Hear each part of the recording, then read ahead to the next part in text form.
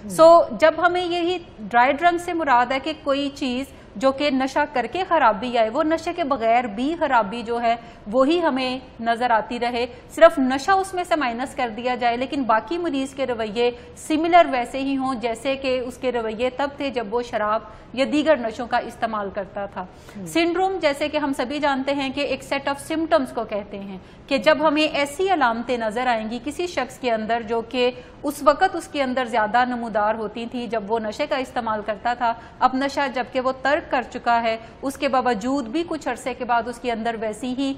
जो रवैयों के अंदर और अमाल के अंदर ऐसी अलामतें नजर आती हैं जो कि हमें लगता है, खदशा होता है कि शायद इसने कुछ किया हुआ है या ये आजकल थोड़ा बहुत ड्रग कर रहा है, जबकि वो नशा बिल्कुल भी नहीं कर रहा होता। ये ड्राई ड्रंक सिंड्रोम की अलामतें हैं। बेसिकली जो भी लोग ड्राई ड्रंक सिंड्रोम में मुब्तला होते हैं उनके अंदर हॉलमार्क जो है वो जिंदगी के बारे में अनरियलिस्टिक अप्रोच का कायम हो जाना है। 5 रवैये आपको इसमें बड़े प्रोमिनेंट नजर आते हैं उन लोगों के अंदर जो कि ड्राई ड्रंक सिंड्रोम को एक्सपीरियंस कर रहे हैं। उनमें से सबसे पहला रवैया है ग्रैंडियोसिटी, कि जो भी लोग ड्राई ड्रंक सिंड्रोम को एक्सपीरियंस कर रहे होंगे उनके अंदर ग्रैंडियोसिटी आपको नजर आएगी। ग्रैंडियोसिटी से मुराद ये है कि उन्हें अपनी वीकनेसेस, स्ट्रेंथ के बारे में एक फॉल्स पिक्चर बनाई होगी। ड्राई ड्रंक सिंड्रोम को जब हम अंडरस्टैंड करने की कोशिश करते हैं तो हमें 2 लफ्जों के ऊपर ज्यादा फोकस करने की जरूरत है। पहला वर्ड उसमें से है ड्राई। ड्राई से मुराद है कि कोई ऐसा शख्स जो कि शराब या दीगर नशों का इस्तेमाल तर्क कर चुका हो। दूसरा इसमें अहम वर्ड जो है वो ड्रंकन है। ड्रंकन को हम उर्फ़े आम के अंदर नशे में धुत होना भी कहते हैं, इंटॉक्सिकेटेड होना कहते हैं, जिसमें ना सिर्फ किसी शख्स की अपनी जो मामूलात हैं उस पर अख्तियार उसका ख़त्म होता है बल्कि उसकी जिस्मानी सेहत, उसकी जहनी सेहत, उसके समाजी ताल्लुकात भी ख़राब होते हैं और उसकी ज़िंदगी जो है वो दरम भरम होने की तरफ जाती है। जब हमें यही ड्राई ड्रंक से मुराद है कि कोई चीज़ जो कि नशा करके खराबी आए, वो नशे के बगैर भी खराबी जो है वो ही हमें नजर आती रहे, सिर्फ नशा उसमें से माइनस कर दिया जाए, लेकिन बाकी मरीज के रवैये सिमिलर वैसे ही हों जैसे कि उसके रवैये तब थे जब वो शराब या दीगर नशों का इस्तेमाल करता था। सिंड्रोम जैसे कि हम सभी जानते हैं कि एक सेट ऑफ सिम्टम्स को कहते हैं कि जब हमें ऐसी अलामतें नजर आएंगी किसी शख्स के अंदर जो कि उस वक्त उसके अंदर ज्यादा नमूदार होती थी जब वो नशे का इस्तेमाल करता था, अब नशा जबकि वो तर्क कर चुका है उसके बावजूद भी कुछ अरसे के बाद उसके अंदर वैसी ही जो रवैयों के अंदर और अमाल के अंदर ऐसी अलामतें नजर आती हैं जो कि हमें लगता है, खदशा होता है कि शायद इसने कुछ किया हुआ है या ये आजकल थोड़ा बहुत ड्रग कर रहा है, जबकि वो नशा बिल्कुल भी नहीं कर रहा होता। ये ड्राई ड्रंक सिंड्रोम की अलामतें हैं। बेसिकली जो भी लोग ड्राई ड्रंक सिंड्रोम में मुब्तला होते हैं उनके अंदर हॉलमार्क जो है वो जिंदगी के बारे में अनरियलिस्टिक अप्रोच का कायम हो जाना है, यानी वो जिंदगी को एक फैंटेसी वर्ल्ड के तौर पर परसीव करना शुरू करते हैं। उनके अपनी जमा तफरीक होती है, अपने असूल होते हैं, नेचर के असूलों को डिफाई करते हुए वो हर वो चीज करने की तरफ जाते हैं जिसमें अल्टीमेटली उनका नुकसान होता है। हॉलमार्क इसमें है कि जिंदगी के बारे में उनकी जो अप्रोच है वो अनरियलिस्टिक हो जाती है, वो गैर हकीकी हो जाती है। 5 रवैये आपको इसमें बड़े प्रोमिनेंट नजर आते हैं उन लोगों के अंदर जो कि ड्राई ड्रंक सिंड्रोम को एक्सपीरियंस कर रहे हैं। उनमें से सबसे पहला रवैया है ग्रैंडियोसिटी, कि जो भी लोग ड्राई ड्रंक सिंड्रोम को एक्सपीरियंस कर रहे होंगे उनके अंदर ग्रैंडियोसिटी आपको नजर आएगी। ग्रैंडियोसिटी से मुराद ये है कि उन्हें अपनी वीकनेसेस, स्ट्रेंथ के बारे में एक फॉल्स पिक्चर बनाई होगी। सेल्फ एस्टीम जो है वो हम सबकी रियलिस्टिक बुनियादों पर होती है। सेल्फ एस्टीम से मुराद ये है कि हम अपने आप को कैसा देखते हैं, अपने आप को कैसा पहचानते हैं, लेकिन अगर कोई शख्स अपनी सेल्फ एस्टीम को बहुत मैग्नीफाई करके देखता है जो कि अनरियलिस्टिक हदों को छूने लगती है तो इसका मतलब है वो शख्स ग्रैंडियोसिटी के अंदर मुब्तला है। हमें ग्रैंडियोसिटी और सेल्फ पिटी से बचकर निकलना है जब भी हम जिंदगी के अंदर ग्रैंडियोसिटी फील कर रहे हों और वो हमें खुद पता नहीं चलता, लोग हमें बता रहे होते हैं कि ये कुछ ऐसी बातें कर रहा है जो कि अनरियलिस्टिक हैं, ये अपने आप को अक्ले कुल समझने लगा है, इसको लगता है कि वो हर मसले का हल जानता है, जबकि प्रैक्टिकल उसका कोई एक्सपीरियंस ऐसा नहीं है, और वो ऐसे मशवरे लोगों को देने की तरफ जाता हुआ नजर आएगा जिनके नताइज जो हैं वो आगे चल के खराब होंगे। हाँ, वक्ती आपको कोई ना कोई रिलीफ उसमें जरूर फील होगा। सो ग्रैंडियोसिटी यानी अपनी बिग पिक्चर देखना या अपनी पिक्चर को बिल्कुल मिनिमाइज करके देखना, सेल्फ एस्टीम को बिल्कुल मिनिमाइज कर देना और सेल्फ पिटी का शिकार हो जाना, ये कुछ ऐसे ट्रैप्स हैं जो कि आपको गलत नताइज की तरफ लेकर जाते हैं, स्टीम को हर्ट करते हैं इवेंचुअली। दूसरा अहम रवैया जो आपको इन लोगों में नजर आएगा जो इन अलामतों के अंदर होंगे वो है इनटॉलरेंस का। इनटॉलरेंस से मुराद है कि लोगों के अंदर अपनी जो फौरी डिजायर्स हैं उन्हें पूरी करने की चाहत लगी रहती है। वो चाहते हैं कि जो भी वो सोचते हैं, जो वो करना चाहते हैं, जो उन्हें अच्छा लगता है, उसको फौरन पूरा भी किया जाए, वो फौरन उसको फुलफिल भी करना शुरू कर दे।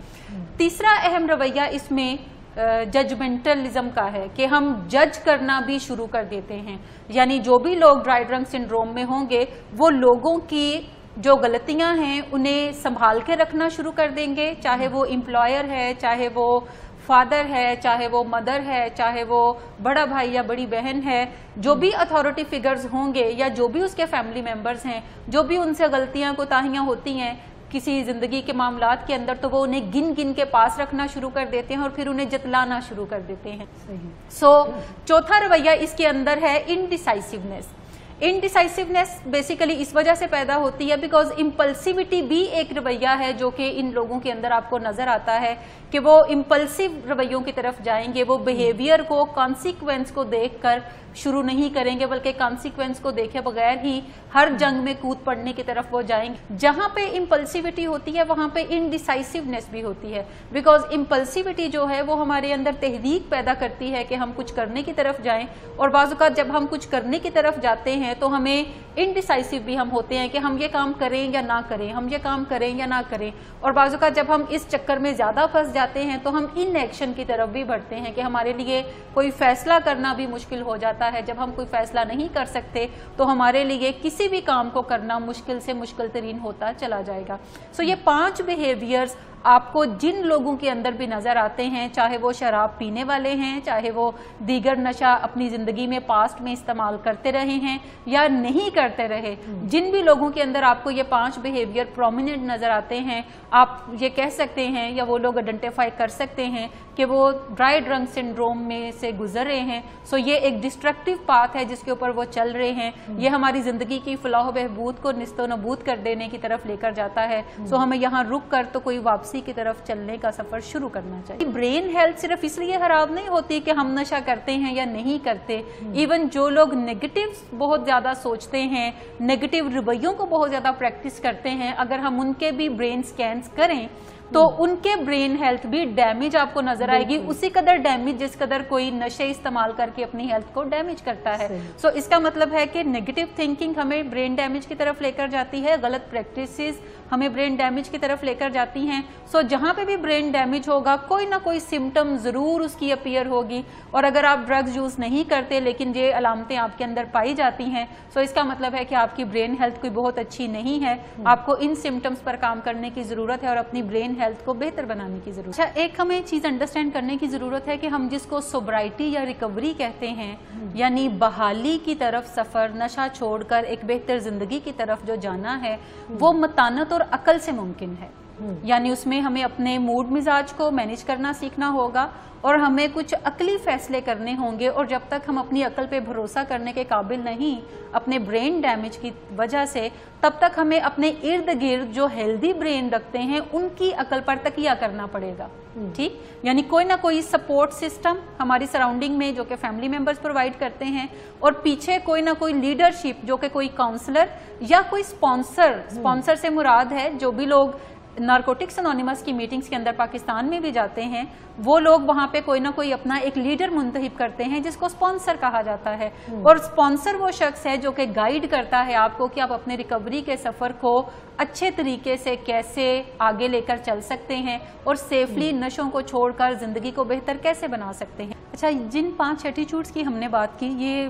बिहेवियर में चूंकि डिस्प्ले होने ही होने हैं, ये थॉट से रिलेट करते हैं। थॉट हमेशा आपको अपने बिहेवियर के थ्रू ही नजर आएगी। सो सबसे पहली चीज जो हम ऐसे लोगों के अंदर देखेंगे कि उनके अंदर डिनाइल काफी ज्यादा होगा। आप उनसे कहेंगे कि आप बहुत क्रिटिसाइज करते हैं, आप अचानक चीज़ों के अंदर जंप करते हैं, आप हमेशा डिमांड करते रहते हैं, देने की बात नहीं करते, तो वो कहेंगे नहीं मैं तो ऐसा बिल्कुल नहीं करता, मैं तो बड़ा ख्याल रखता हूँ दूसरों का, मैंने तो देखे ना फलां की भी मदद की, फलां की भी मैंने जो है वो कोई वेलबींग के हवाले से पूछा, ये आप जो भी कर रहे हैं ये गलत कह रहे हैं, ऐसा कुछ भी नहीं है। सो डिनाइल बहुत ज़्यादा स्ट्रॉन्ग आपको उन लोगों में नज़र आएगा। जब भी आप कोई रियलिटी बेस्ड बात करेंगे वो हमेशा रियलिटी बेस्ड चीज़ों को डिनाई करने की तरफ जाएंगे। सो ये एक प्रोमिनेंट सिम्टम है। सेकेंड सिम्टम है कि वो रैशनलाइज करने की तरफ भी जाएंगे, कि वो हमेशा अपनी बातों की कोई ना कोई आपको वजह निकाल के देंगे कि ऐसा वो क्यों समझते हैं, ऐसा वो क्यों कहते हैं, ऐसा वो क्यों करते हैं। उनका ख्याल है कि उन्हें मजीद किसी एजुकेशन की ज़रूरत नहीं है, और उसके पीछे रीज़न ये है कि उनके पास तो पहले ही बड़ा नॉलेज है और जो नॉलेज रह जाता है वो गूगल से तलाश कर लेते हैं। सो अब किसी काउंसलर की, किसी मजीद इलाज की उन्हें ज़रूरत नहीं है, वो अकेले अपनी देखभाल खुद कर सकते हैं। सो वो रैशनलाइज भी करेंगे। रैशनलाइजेशन से मुराद है कि वो अंदर से बहाने ढूंढ ढूंढ के बताते हैं कि क्यों उन्हें अब किसी मजीद इलाज की ज़रूरत नहीं है। सही। तीसरी चीज आपको उनके अंदर नजर आएगी कि बाज़ औक़ात कंप्लायंस भी वो शो करेंगे, कि वो आपकी बात को पूरी तवज्जो से सुनेंगे और कहेंगे कि हाँ मैं समझता हूँ, आप ठीक कहते हैं, वर्बेटम की हद तक तो वो मानने की तरफ जाएंगे। लेकिन जब आप प्रैक्टिकली चाहेंगे कि वो अपने रवैयों के अंदर भी वो तब्दीलियां लेकर आएं जो तब्दीलियां आप उनसे डिमांड करते हैं, तो वो तब्दीलियां वहां पे जीरो नजर आएंगी। उनके लिए खुद को चेंज करना जो है वो काफी ज्यादा मुश्किल हो जाता है। अच्छा, चौथा सिम्टम जो आपको इन लोगों के अंदर बड़ा प्रोमिनेंट नजर आएगा कि ये प्रोजेक्शन ऑफ ब्लेम करते हैं, कि जो मसला इनके अंदर है वो दूसरों में देखकर तो कहेंगे कि आप चूंकि मुझसे बड़े जेलस होते हैं इसलिए आप ऐसी बात करते हैं, आप बहुत ही क्रिटिकल हैं, आप मेरी हर चीज को गलत नजरों से देखते हैं। हालांकि ये सारी उनकी अपने दिल की बातें हैं जो कि वो दूसरों में निकाल के तो देख रहे हैं, बताते हैं कि आप असल मसले की जड़ हैं, मुझे कोई प्रॉब्लम नहीं है, मैं तो पहले ही बहुत अच्छा था, मैं अब मजीद अच्छा हो गया हूँ, so all you need to change yourself, not me. ये उनका वर्बेटम आपको नजर आएगा।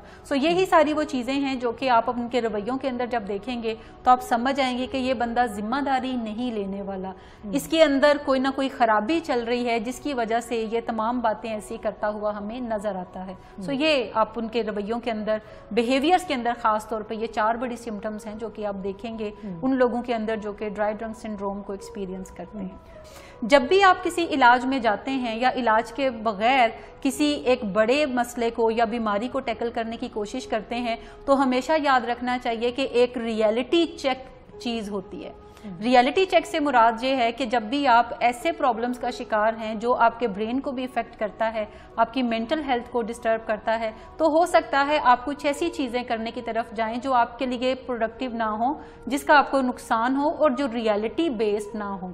ऐसे में हमेशा अपने करीबी लोगों से रियलिटी चेक जरूर लेते रहना चाहिए कि क्या जो मैं कर रहा हूँ वो ठीक है, क्या आपको लग रहा है मेरे रवैये ठीक हैं या कुछ मसला है मुझ में। जब आप किसी से रियलिटी चेक मांगते हैं तो उसमें फिर एक आपको जरूर कॉन्फिडेंस या ट्रस्ट लेवल लेकर चलना है कि जो दूसरा बंदा कहेगा मैं उसकी बात को 100% मानूंगा, फिर उसमें अगर मगर हम तुम चूंके चुनाचे नहीं होगा। सो जब भी आप रियलिटी चेक किसी से मांगते हैं, और हमेशा रियलिटी चेक ऐसे बंदे से मांगे, अगर आप ड्रग एडिक्शन का शिकार रहे हैं उस बंदे से मांगे जो कि आपकी बीमारी को अच्छे तरीके से जानता हो। वो बंदा कोई आपका फैमिली मेंबर हो सकता है, वो बंदा कोई आपका काउंसलर हो सकता है, वो कोई आपका स्पॉन्सर हो सकता है जिसके साथ आप अपनी जिंदगी के सफर को बेहतर बनाने की कोशिश कर रहे हैं। जब रियलिटी चेक मांगे तो जो दूसरा शख्स बात कहे उसको मनोमन तस्लीम कर लें और ये जान लें कि चूंकि आपकी मेंटल स्टेट अभी उतनी हेल्दी नहीं कि आप चीजों को असल रूप में पहचान सकें, सो आप दूसरे के जो ब्रेन है उस पर ज्यादा ट्रस्ट करते हैं, मेंटल हेल्थ पे ट्रस्ट करते हैं और उसकी बात के मुताबिक अपने रवैयों को बदलने की तरफ जाते हैं। एक और बिलीफ हमें लेकर चलना चाहिए बतौर इंसान कि हम तमाम लोगों के अंदर इम्प्रूवमेंट का खाना खाली होता है। हम हमेशा जिंदगी में बेहतरी की तरफ जा सकते हैं। और ये जो सीखने का अमल है, अपनी ज़ात को बेहतर बनाने का अमल है, ये गोद से गोर तक जारी रहता है। इंच इंच करके अपने अंदर हमेशा कोई वैल्यू ऐड करते जाएं, कोई बेहतरी लाते जाएं, अपनी सोचों को गंगालते रहें, नेगेटिव को निकालते रहें, पॉजिटिव को जानबूझ के अपनी ज़ात का हिस्सा बनाने की तरफ जाएं, अपने अकायद को गंगालते रहें। मनफी अकायद जो आपके लिए अब ज़्यादा प्रोडक्टिव नहीं हैं, आपकी ज़िंदगी में कोई फ़ायदा नहीं देते, रिडंडेंट हो चुके हैं, उन्हें निकाल के फेंकते जाएं और नए असूलों को, नए अकायद को वहाँ पर जगह देने की तरफ जाएं। सो अपनी ज़ात को निखारने का अमल भी अगर आप कॉन्शियसली करेंगे, डेलिब्रेटली करेंगे, तो फिर आपको इस तरह की अलामतें जो हैं वो नमूदार नहीं होंगी। और अगर नमूदार होंगे तो आप बड़ी जल्दी आइडेंटिफाई कर लेंगे या आप किसी दूसरे की मदद से आइडेंटिफाई कर लेंगे और हम वक्त अपने ऊपर काम करने के लिए तैयार रहें। साइंस ये कहती है कि हमारा बॉडी जो है वो जल्दी डिटॉक्स हो जाता है, उसमें से जल्दी नशा निकल जाता है और मैक्सिमम नशा जो है वो ओपियम का या जो चर्स है उसका हमारे बॉडी में रहता है, लेकिन वो भी 28 डेज से 1 मंथ के अंदर हमारा बॉडी क्लियर हो जाता है। और अगर कोई शख्स ओपियम इस्तेमाल करता है तो 45 डेज के अंदर उसका ड्रग जो है वो ड्रग फ्री हो जाता है। उसका टेस्ट अगर आप यूरिन टेस्ट लेंगे तो वो नेगेटिव आने की तरफ आएगा। लेकिन जब हम हेयर टेस्ट लेते हैं किसी का, यानी सर का बाल कोई उखाड़ के उसका टेस्ट लेते हैं, ड्रग टेस्ट, तो 1 साल के बाद भी उसके अंदर ड्रग पहचाना जा सकता है कि पिछले 1 साल तक कौन कौन सा ड्रग जो है वो ये बंदा इस्तेमाल करता रहा है, नशा छोड़ने के 1 साल के बाद भी। सो इसका मतलब है कि हमारे ब्रेन के अंदर से नशा जो है वो इतनी जल्दी नहीं निकलता। बाज़ात उसको 2 साल लगते हैं निकलने में और कुछ पेशेंट्स में कम से कम उसको 5 साल लगते हैं जो ब्रेन डैमेज है उसको रिकवर करने में। जब कोई शख्स नशा छोड़ देता है तो उसका ब्रेन रिकवरी की तरफ चल पड़ता है। कुछ लोगों के अंदर ये प्रोसेस थोड़ा स्पीडी होता है और कुछ के अंदर थोड़ा स्लो होता है। उसका रीज़न है कि किसी ने कितना नशा इस्तेमाल किया, कितनी अर्ली शुरू कर लिया और कितनी देर तक किया। सो इसके पीछे डिफरेंट एस्पेक्ट्स हैं, बट रीज़न पीछे ब्रेन डैमेज है।